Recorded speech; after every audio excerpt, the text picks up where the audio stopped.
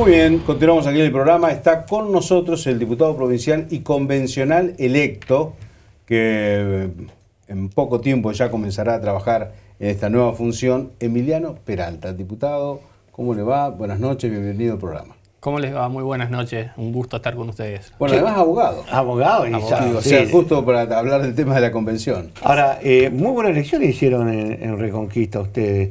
Sí, la verdad que, porque, a ver, había candidatos ahí también para convencionales y terminaron debajo de ustedes. sí, allá en Reconquista Puyaro sacó 30,2,3 y nosotros 22,6. Y Lewandowski, que llevaba al intendente Vallejo, quedó tercero. Así que sí, muy buena elección, la verdad que sí, contento por eso. En el departamento también salimos segundos, con un poco menos de votos, pero salimos segundos, así que bien. En realidad, a ver, la elección fue una con Rosario y otra sin Rosario en el Bolsón, ¿no? La realidad es que en Rosario no se hizo la elección que esperábamos o que queríamos, y eso, al ser el 40% prácticamente del electorado, hizo que los números a nivel provincial bajaran. Pero si no, hemos estado segundos en 10 de los 19 departamentos.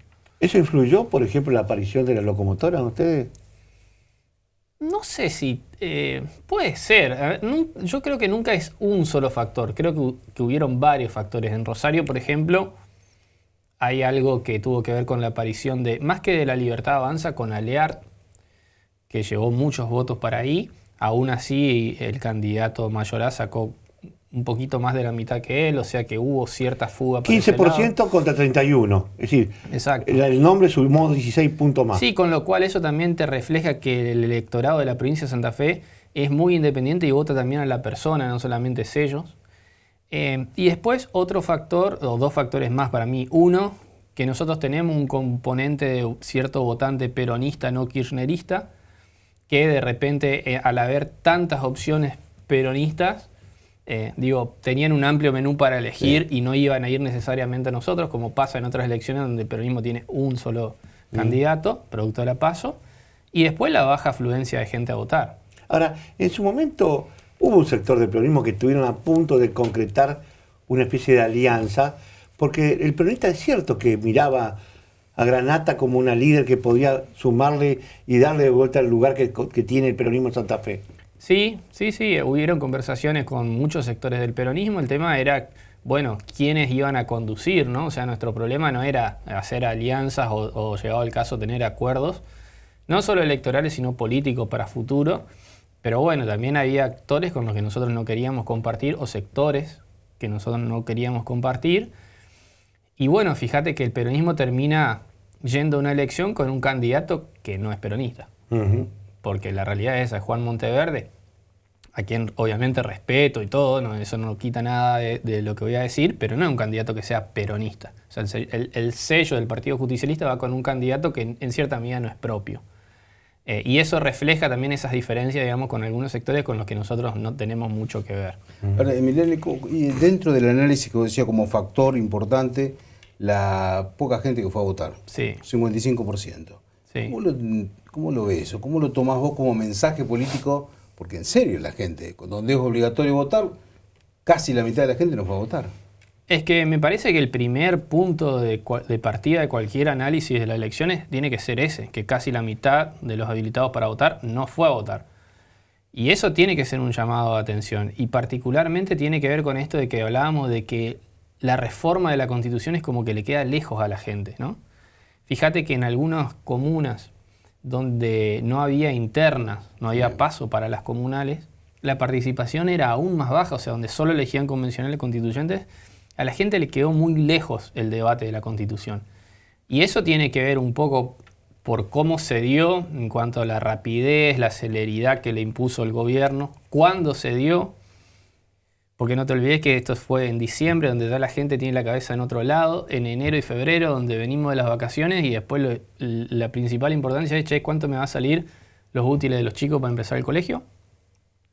Y segundo, o tercero, creo que deliberadamente desde el oficialismo no se hizo una campaña de información o no se puso a disposición toda la herramienta publicitaria que tiene la provincia para dar a conocer la importancia de este tema de la Constitución.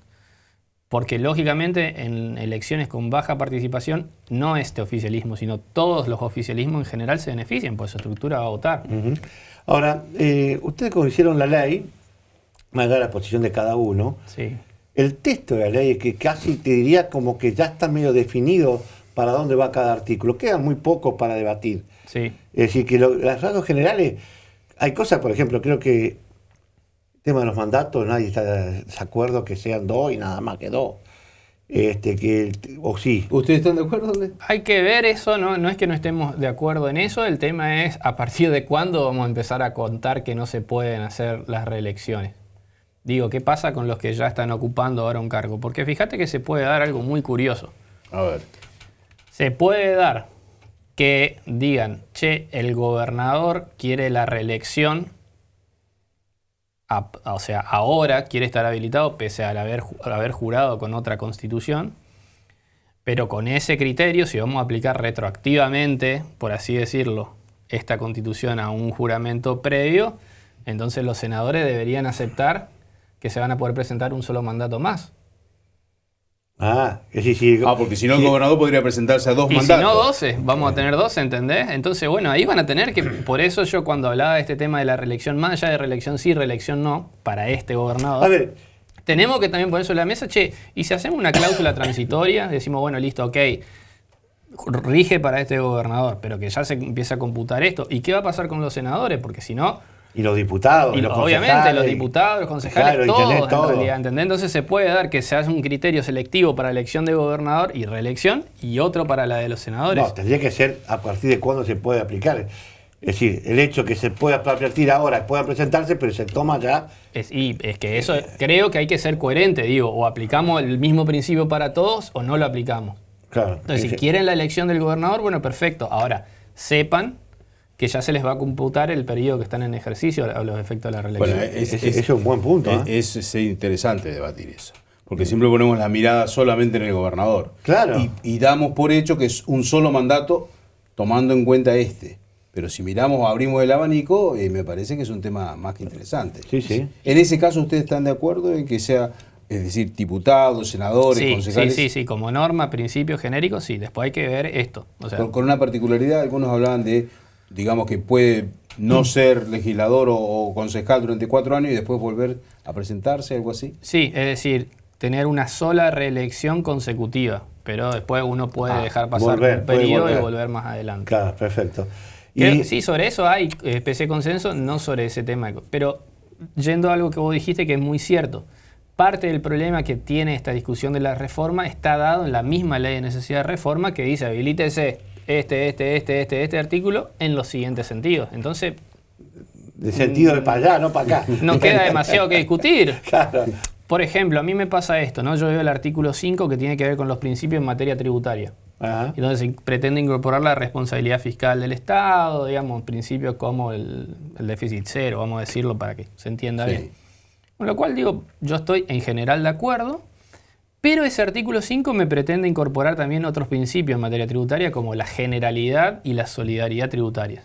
Principios que en realidad en doctrina de derecho tributario no existen y con los que además estoy en desacuerdo, digamos, filosóficamente, porque con el criterio de solidaridad me legalizás el aporte solidario de los ya jubilados, me legalizás, por ejemplo, la carga solidaria que viene en la boleta de agua y un montón de cosas más.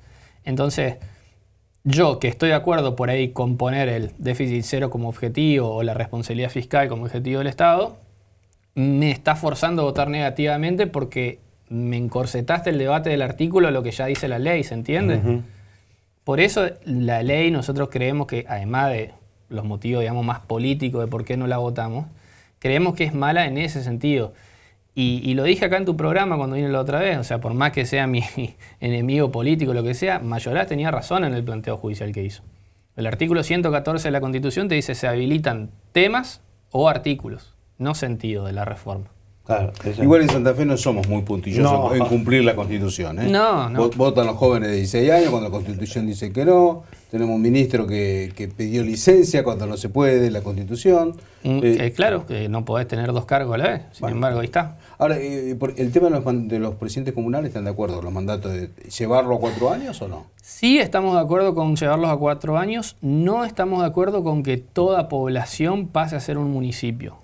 Bueno, esa es otra de las cosas que se está hablando. Exactamente. No existe más comunas, llevar a todo municipio por diferentes categorías. No estamos de acuerdo con eso, porque además, fíjate que hay algo que tiene muy sabia, que es la ley actual de municipios y comunas, que es que exige que antes de pasar un municipio haya un referéndum, una consulta en el pueblo, a ver si la gente quiere ser ciudad. Y hay lugares donde no quieren ser ciudad. Ejemplo, los pagos del ministro Bastía, gobernador Crespo. Ellos dijeron, no queremos ser ciudad. Y segundo, otro tema que también tiene el tema, esto de pasar a ser municipios y la consecuente clasificación y autonomías, Sí. es que después dice que va a haber una ley especial que va a regir este tema. Y eso de la ley especial me recuerda a la reforma del 94, a la ley convenio de la coparticipación federal, que no se hizo nunca. Todavía estamos en deuda. Todavía no lo Que no hicimos. se hizo nunca. Entonces, para mí, eso no... Porque además vamos a tener un riesgo grande. Que es, bueno, perfecto, yo hago una categoría de municipio, listo. La autonomía suena hermoso, todo. Ahora, explícame cómo se va a financiar cada municipio. A menos que estén dispuestos a discutir el régimen de coparticipación, como se hizo en Córdoba, por ejemplo. Que se aumentó. Claro. Tenías un 13% de coparticipación pasando a un 20%. Claro. Bueno, pero tampoco nadie podría pensar en, no sé, estoy hablando en que Rosario tenga una policía municipal si no le dan los recursos. No, sería y en esta generarle un problema al municipio. Y en esta provincia pasan cada cosa. Bueno, una pregunta. ¿Va a venir Lilita Carrió dentro del espacio de ustedes? Sí. Lucila Lehmann fue una de las candidatas o convencionales electas. Sí. ¿Hay posibilidad de que ella en algún momento se habló de que podría llegar a asesorar al espacio? Sí, sí. Por la experiencia que tiene además en la convención del 94, ¿no? Sí, seguramente. Primero vamos a tener una primera reunión con Lilita, entiendo que en Buenos Aires, en provincia de Buenos Aires, donde ella vive, y después va a venir, no sé si de manera permanente, los 60 días que dure la convención, o bueno. ¿Lo dará 60 días? Sí, por eso dije, bueno, quizás sean 40, capaz ya está arreglado. Pero bueno, los 40... o 60 llegado el caso, no creo que esté todo el tiempo, pero sí, para nosotros es una voz muy importante porque más allá de su condición de mujer política, como legisladora y como reformadora y mujer de las leyes, para mí es una palabra súper autorizada, con la que puede acordar o no. ¿Que va a venir como asesora del bloque? Sí, seguramente. Ajá. Sí. Es buen dato. Eso. Sí. Y eso es lo importante, ¿no? Tener gente que pueda, en el momento de la reunión de comisiones, alguien pueda aportar algún tipo de experiencia para evitar que después tengamos que estar retocando algún artículo, ¿no? Sí, sobre todo también para definir el reglamento de la comisión, de la convención, eso es que ese es otro tema. Y esa es la primera etapa, La a partir primera de etapa. 14. Primera jugada. Lo primero que hay que definir es el reglamento, cómo se van a trabajar en comisiones, qué representación va a haber, la mayoría es necesaria para la toma de decisiones y demás. En la última, tenemos la elección de diputados nacionales. Sí.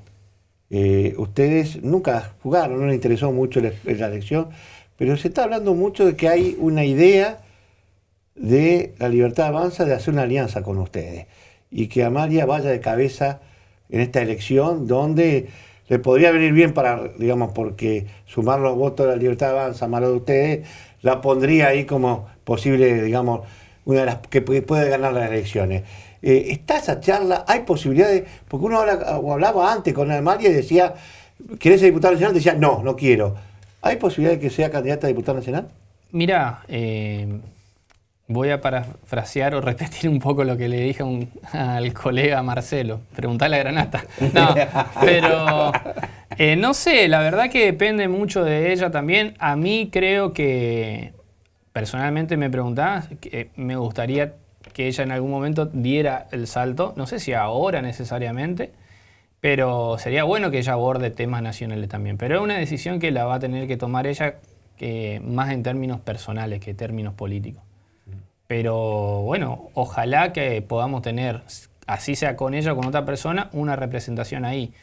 Y la verdad es que el cambio de sistema, que hubo en Nación, a las fuerzas chicas como nosotros nos facilita la tarea. Claro, la boleta única. Sí, porque si no... No te van a robar la boleta. No te roban la Claro. boleta, no necesitas tener un fiscal en cada una de las mesas, no Exacto. necesitas imprimir 3 padrones. No, exacto. Entonces, bueno, se abre otra posibilidad. Pero creo que, a ver, ahora, definido ya la fecha de inicio de la convención, todos nuestros cañones van a estar puestos ahí.